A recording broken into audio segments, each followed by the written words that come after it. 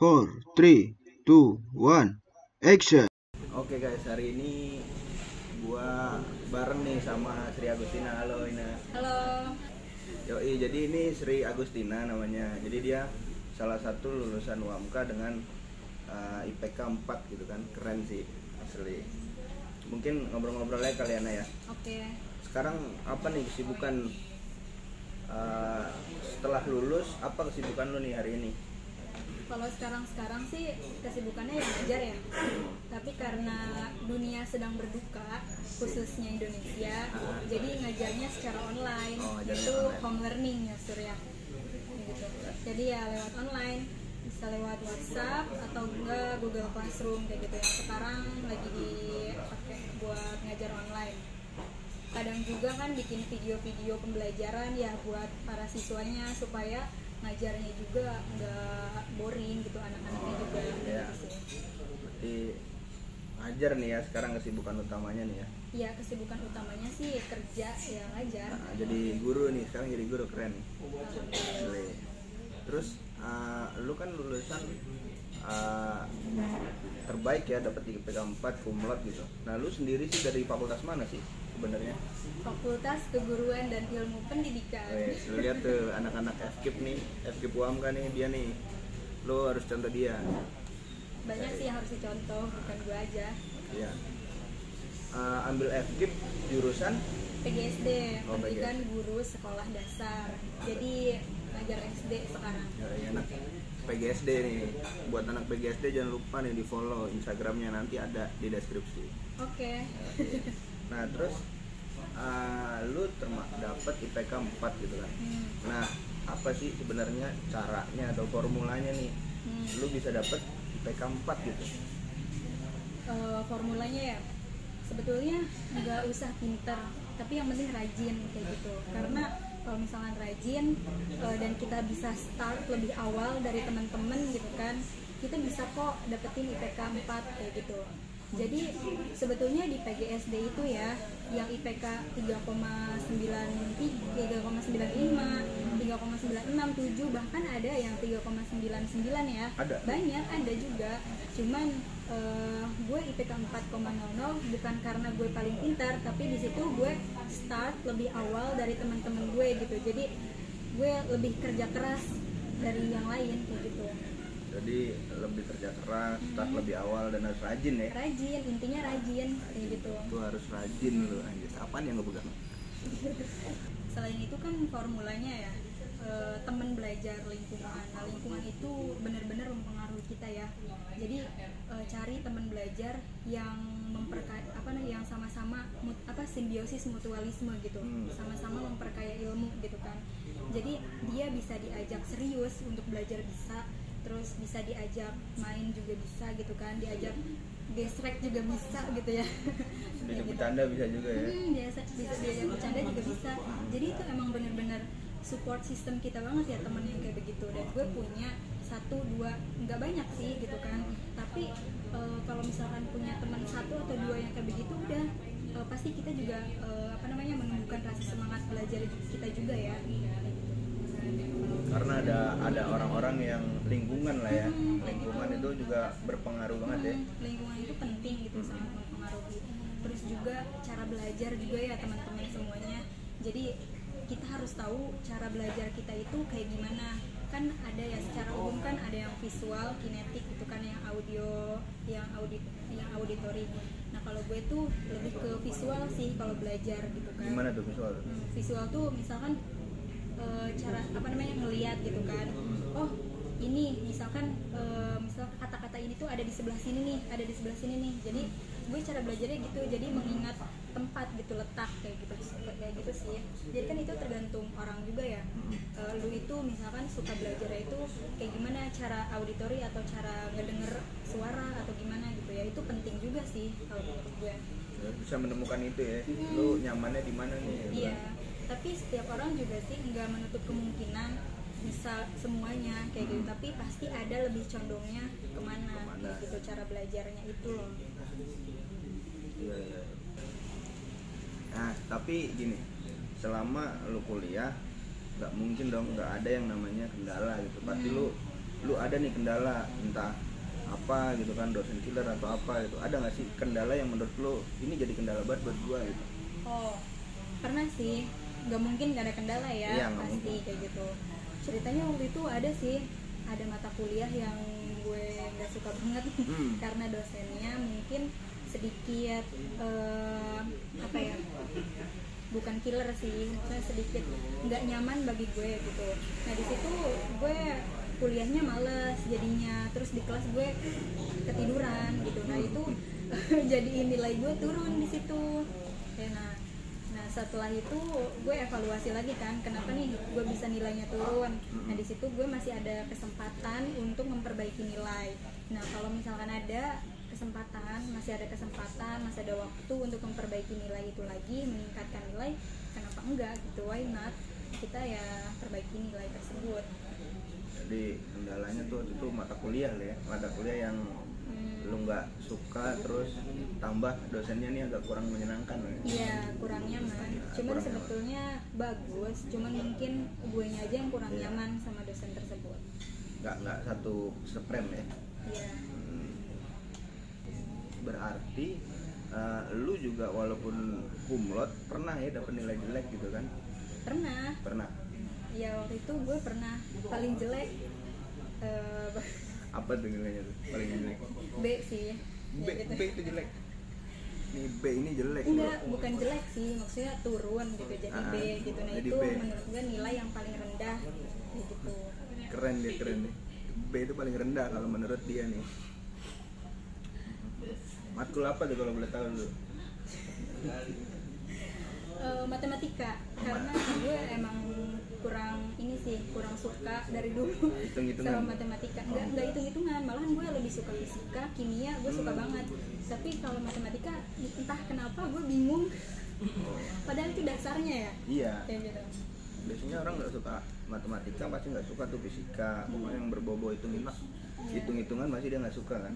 Tapi lu suka tuh ya, cuman matematika. Iya, malahan gue fisika sama kimia gitu kan, itu favorit banget gitu kan. Pelajaran favorit. Tapi entah kenapa matematika kurang suka. Iya. Lanjut. Tapi walaupun gue nggak suka matematika, sekarang kesibukannya selain ngajar, gue bikin konten tentang matematika loh. Aneh nih. Iya. Bikin konten matematika. Iya. Nah maka dari itu gue tuh kalau misalkan nggak suka sama sesuatu, bukannya ditinggalin, tapi gue pelajarin lagi gitu tuh supaya gue suka dan gue bisa tahu kenapa sih gue nggak suka sama pelajaran tersebut gitu, nggak suka dari segi apanya kayak gitu. Dan di situ gue bikin konten matematika supaya gue lebih tahu lagi ya tentang matematika itu. Jadi lu keluar dari zona nyaman lu yang nggak suka sama matematika, tapi lu malah bikin konten matematika gitu. Iya. Yes, keren. Bisa lihat di channel YouTube gue ya. Asik. Boleh ntar di tengok ke channel YouTube-nya dia, apa namanya tuh ntar? Sri Agustina. Nah, ntar ada nih di sini nih si Agustina. Ya, sama di deskripsi juga ada nanti, tenang aja. Oke. Lanjut. Tapi selama lu kuliah, lu hanya sibuk kuliah atau ada kegiatan lain nggak sih selain kuliah gitu kan? Entah ikut organisasi atau apa gitu. Oh iya pastinya. Jadi selama kuliah kan nggak mungkin kita, kalau gue ya selama kuliah itu ya ikut organisasi kayak gitu, karena dari masa sekolah juga ya, dulu pas SMP, SMA juga ikut organisasi kayak gitu. Jadi ke bawah sampai kuliah juga ikut organisasi. Organisasi. Jadi sebenarnya organisasi itu juga penting ya kalau menurut lu nih? Kalau menurut gue sih penting banget ya kuliah sambil organisasi, karena kan kita kuliah gitu kan teori. Nah di organisasi juga kita bisa menambah hazanah keilmuan kita juga ya Sur, kayak gitu. Jadi di organisasi itu bukan cuman ngatur keorganisasiannya aja, tapi di sana ada kajian-kajian gitu kan.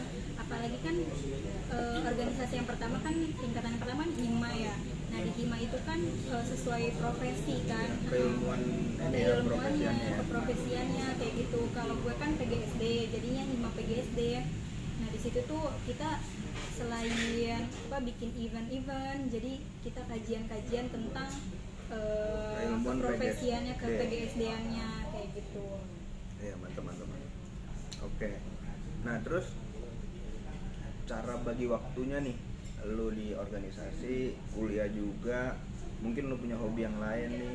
Nah, kira-kira bagi waktunya gimana sih? Itu lu bisa apa ya? Nggak ada yang dikorbankan gitu kan? Semuanya gimana tuh? Sebenarnya, nah itu lagi balik lagi di organisasi ya.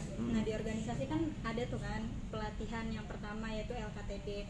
Nah di situ kan kita diajarin kan tentang bagaimana cara manajemen waktu, ya kan, manajemen organisasi. Nah itu benar-benar ilmu banget gitu kan, benar-benar ilmu yang sangat bermanfaat banget buat gue gitu. Kalau nah di manajemen waktu itu bagaimana gitu kan caranya kita mengatur waktu kuliah, mengatur waktu organisasi gitu. Main juga kan itu juga perlu ya. Iya perlu, itu kan makanya. Nah menurut gue nggak ngeganggu gitu ke organisasi itu, malahan mendukung gitu kan. Nah jadi PGSD kan masuknya siang, nah paginya kita bisa istirahat dan juga kadang-kadang ada rapat pagi.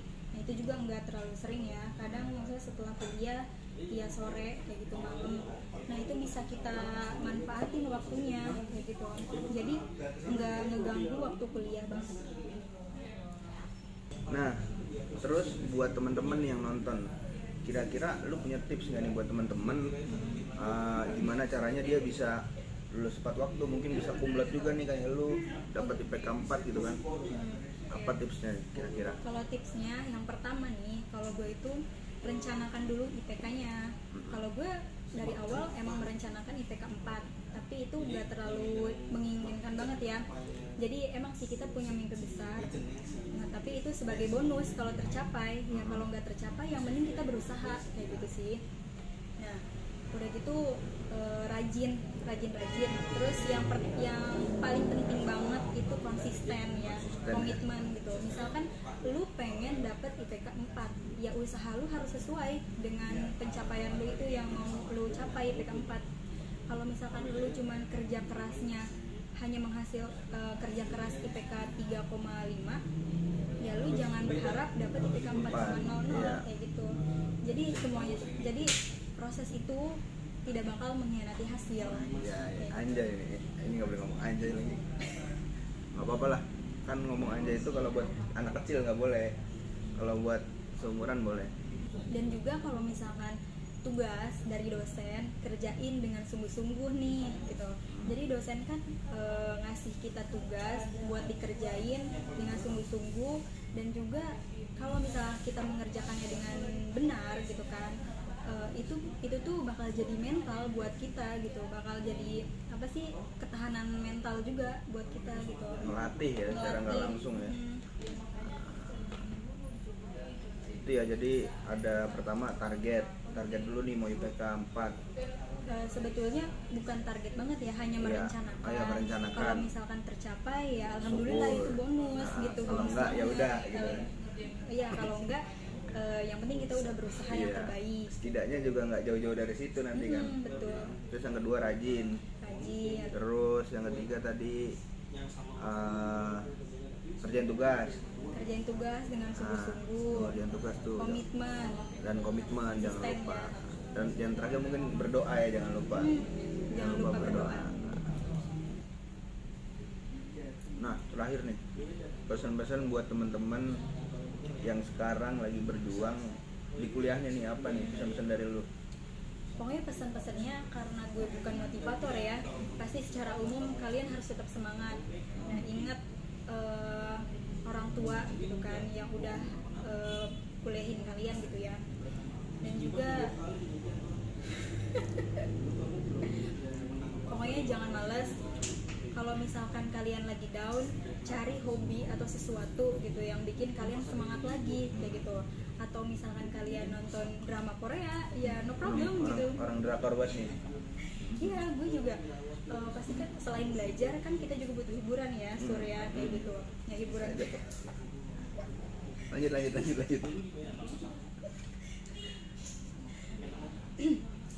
Kita juga butuh hiburan ya, Surya. Kalau gue sih hiburannya ya selain main gitu kan, traveling, kalau gue suka banget. Nah, ya nonton drama kayak gitu. Kalau itu bisa buat lu semangat lagi gitu ya, bikin lo moodnya naik lagi, ya kenapa enggak kayak gitu. Jadi temukan hobi kalian masing-masing gitu. Itu ya pesan-pesannya. Ada lagi kira-kira? Dan males kuliahnya kali. Iya, Waktunya tentu kuliah aja. gitu ya. Iya tentu aja, kalau misalkan waktunya kuliah ya harus kuliah Nah, kayak gitu, jangan males-malesan, jangan malah harus nongkrong. tetap semangat. Dengerin. Nah selain itu juga kan jangan males ya, harus ingat orang tua juga. Nah karena kalau gue ada satu hope ya, harapan yang udah tercapai ketika waktu wisuda itu, ketika nama gue dipanggil dan orang tua gue ada di sayap kanan panggung gitu kan. Ketika nama gue dipanggil, orang tua gue waktu itu melambaikan tangan. Di situ kayaknya terbayar banget gitu tuh. Ada Sedih. Iya. Bangga. Ada sesuatu hope gue yang terbayar ketika gue wisuda. Seakan-akan gue bisa denger orang tua gue ngomong terima kasih Ina gitu kan, kayak gitu sih. Jadi pokoknya di situ campur aduk banget kan, ketika kita bisa bikin orang tua kita bangga kayak gitu. Walaupun belum mengasih sesuatu dalam hal materi gitu kan, tetapi kan kita bisa ngasih sesuatu dalam hal yang lain, Kebanggaan. kayak gitu, kebanggaan kayak gitu sih. Oke. Closing statement dari gue sih tentang mindset ya, karena segala sesuatunya itu berawal dari mindset kita gitu kan, yaitu seperti yang dikatakan oleh Margaret Thatcher sebagai Perdana Menteri wanita Inggris pertama, yaitu watch your thoughts for they become your words, watch your words for they become your action, watch your action for they become your habits, watch your habits for they become your character, watch your character for they become your destiny. Jadi semuanya itu berawal dari mindset kita ya. Jadi apa yang kita pikirkan itu yang akan keluar menjadi sebuah kata-kata gitu ya Surya. Yeah. Nah itu kata-kata itu kan yang kita ucapkan gitu. Jadi apa yang kita ucapkan itu akan menjadi apa yang kita lakukan gitu, sebuah tindakan. Jadi lalu apa yang kita lakukan itu akan menjadi habit kita gitu kan, kebiasaan kita. Nah kebiasaan kita itu akan menjadi karakter kita Sur. Nah, jadi karakter kita itulah nanti yang akan menentukan hidup kita, takdir kita, your destiny kayak gitu. Jadi dari mindset kita berubah menjadi takdir kita, hidup kita itu mau bagaimana kayak gitu sih. Nah itu tuh, dengerin tuh kata-kata dia tadi. Gue nggak tahu artinya apaan, tapi udah dijelasin kan sama dia. Buat teman-teman jangan lupa tuh tadi pesan-pesannya dari kakak Ina ini. Semoga teman-teman yang nonton termotivasi nih kan buat cepat-cepat lulus kuliah, terus dapat IPK 4 gitu kan, lulus cum laude, bisa ngebanggain orang tua kayak gitu. Mungkin sekian dulu ngobrolnya kakak Ina, terima kasih banyak. Dan buat kalian juga yang belum lulus gitu ya, nggak apa-apa, tidak apa-apa untuk tidak baik-baik saja. Semuanya juga akan indah pada waktunya, tapi indah pada waktunya itu harus dibarengi dengan usaha. Dan doa kayak gitu. Dia harus usaha. Tetap semangat ya, fighting. Oke, terima kasih buat Kak Ina udah mau mampir-mampir nih ke channel YouTube gua. Mungkin Kak Ina punya Instagram apa? Nanti ditulis di sini. Apa Instagramnya? Inasri 28. Nah, Inasri 28. Nanti ada ya di bawah. Tinggal teman-teman cek, langsung teman-teman chat aja nih kakaknya. Barangkali mau nanya-nanya lebih lanjut, boleh nanya. Mungkin sekian dulu videonya. Kurang lebihnya mohon maaf. Assalamualaikum warahmatullahi wabarakatuh. Dadah. Dadah.